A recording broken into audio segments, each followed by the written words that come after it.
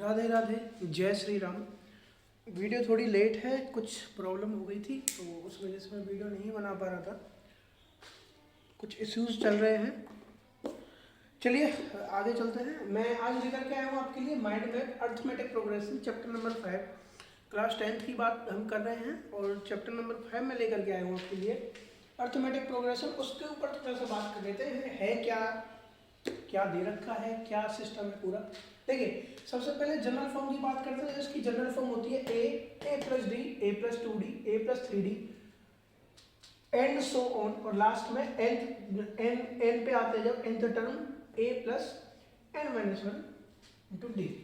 तो ये ए क्या है? ए आपका फर्स्ट टर्म है, ये रहा, ये आपका फर्स्ट टर्म हो गया ये वाला। डी जो है ये आपका डिफरेंस हो गया। डिफरेंस क्या होता है इससे और ए टू, मतलब फर्स्ट और सेकंड टर्म का जो डिफरेंस होता है ना, वही इसको डिफरेंस डी बोलते हैं।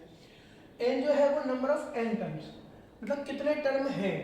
अगर हम यही निकालें कि अब आप बात आते हैं आगे बात आती है nth टर्म की, मतलब कोई सा भी एक पर्टिकुलर कोई भी टर्म हमको अगर निकालने के लिए बोल दिया जाए, और अगर हम ए फर्स्ट टर्म जानते हैं, एन का मतलब मान के चलो 14वां टर्म बोल दिया जाए, 14वां 14th टर्म बोल दिया जाए, तो ए तो हमारे पास है, एन हमारा 14 आ गया और डी हमारे पास होना चाहिए 2 से हमको पता चलेगा हमेशा, तो हम ये निकाल सकते हैं। अब बात आ जाती है यहाँ पर, हम 2 तरीके से एन टर्म निकाल सकते हैं। कभी बोल देगा कि स्टार्टिंग से एन टर्म, मतलब अगर हम स्टार्टिंग से निकालेंगे तो हमारे पास होगा a plus n minus 1 into d, और अगर हम एंड से, हमको एंड का एक लास्ट वाला जो वो दे रखा है, लास्ट टर्म दे रखा है, तो हम l minus n minus 1 d से हम निकाल सकते हैं। अगर हमारे पास ए नहीं है तो हम एल को यहाँ पर यूज कर लेंगे। एल जो है हमारा लास्ट टर्म है। चलिए आगे करते हैं बात। अगर मैं सम की बात करूं, अगर मैं बात सम की करूं कि number sum of n terms, कितने भी टर्म्स हों उनकी सम की बात की जाए, तो हमारे पास 2 तरीके होते हैं। एक तो ये है कि हमारे पास ए दे रखा हो एन, तो और पूरे टर्म्स कितने हैं वो एन दे रखा हो, ए और डिफरेंस दे रखा हो, फर्स्ट टर्म डिफरेंस और नंबर ऑफ टर्म्स दे रखे हो, तो हम इस फॉर्मूले को यूज करेंगे जो है s equals to n by 2। ये इसको क्या बोलते हैं, ब्रैकेट। अच्छा हमारे हिंदी में क्या बोलते थे, मैंने ये हिंदी में भी पढ़े 5th क्लास तक, इसको बोलते थे बड़ा कोष्ठक, इसको बोलते थे मझला कोष्ठक, उसको कहते थे छोटा कोष्ठक, और ऊपर इसके अगर लाइन बनाए तो रेखा कोष्ठक।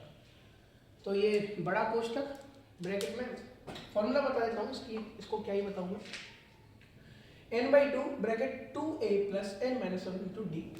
अगर हमारे पास ये सारी चीजें ना होने के साथ, मतलब हमारे पास d नहीं है और d की जगह हमारे पास l है, l मतलब वही लास्ट टर्म, तो हम n by 2 a plus L से भी निकाल सकते हैं। बात आती है d, ये मेरे को यहाँ लिखना चाहिए था बट कोई बात नहीं है। डिफरेंस कैसे निकाला जाए, तो डिफरेंस में वही है, इस वाले टर्म से ये माइनस कर दो। जैसे मान के चलो एक मैं करके दिखा देता हूँ।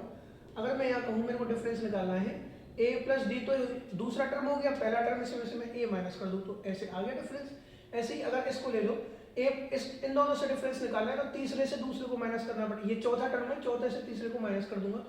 a प्लस 3d दे रखा है, माइनस के a माइनस 2d, ये माइनस में हो जाएगा पूरा टर्म, a से a खत्म हो जाएगा, 3d से 2d, तो यहाँ पे भी d निकल के आ जाएगा। तो यही इसका तरीका है, a2 माइनस a1 निकाल सकते हैं। जैसे कि मान के चलो अगर आपको एक AP दे रखी है 7, 11, 15, 19, ये मान के चलो AP दे रखी है, तो इसका AP का इसका डिफरेंस जो होगा ना वो सेम होगा, मतलब इन दोनों का। अगर मैं दूसरे में से पहले को हटाऊंगा तो 4 बचेंगे, 15 में से 11 को हटाऊंगा तो भी 4 बचेंगे, और इन दोनों का 19 का 15 का डिफरेंस भी 4 आएगा। तो ये उसका जो होता है ना, ये होता है D, जो हम यहाँ डिफरेंस की बात कर रहे हैं।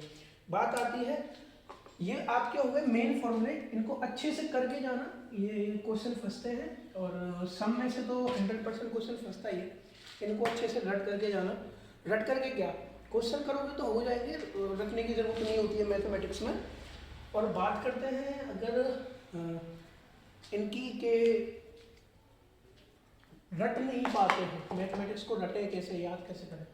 देखो टाइम अब कम बचा है, अगर आपने क्वेश्चन किए हैं तो आपको वो याद है, और अगर आपने ये क्वेश्चंस नहीं किए हैं तो इनका तरीका बस इतना है कि आपको डेली में, अगर मान के चलो ये सारे फॉर्मूले आपको याद करने हैं, तो डेली इनको एक बार लिखो। याद नहीं है, देख करके एक रफ कॉपी बना लो, देख करके उसमें लिखो, डे बना लो ये ऐसे। एक दिन में 2 बार लिखना है मेरे को। एक बार हो गया, टिक कर दो, फिर दोबारा से नहीं है यार, फिर भी देख कर लिखो। आप 3 से 4 दिन तो देख करके लिखोगे, 5वें 6वें दिन आप बिना देखे लिखने लग जाओगे।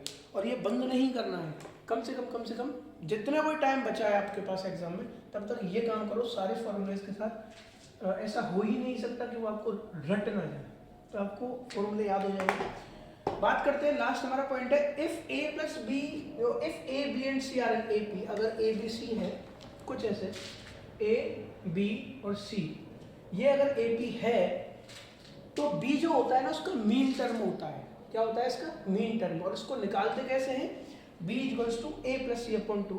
जैसे वही सेम वही ले लेते हैं, हमने जो अभी फॉर्मूला लिया था उसी में देख लेते हैं। जैसे मैंने 7, 11, 15 लिया था, तो इसका ये मीन टर्म है। कैसे निकलेगा? अगर मैं 7 प्लस 15 को प्लस करके और अपन में 2 कर दूँ तो 11 आ जाएगा। क्या बचेगा? 15 7 22 अपॉन 2, क्या आया? 11 आगे 11। तो ये इसका होता है मीन टर्म। चलिए, ये अर्थमेटिक यही है, अर्थमेटिक प्रोग्रेशन करिए अच्छे से। मैं थोड़ा बहुत ओवरव्यू इसमें लेकर के आता हूँ वीडियो में।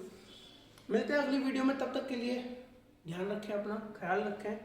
और लाइफ में कुछ प्रॉब्लम्स हो जाती हैं जिनकी वजह से थोड़ा वीडियो डिले है।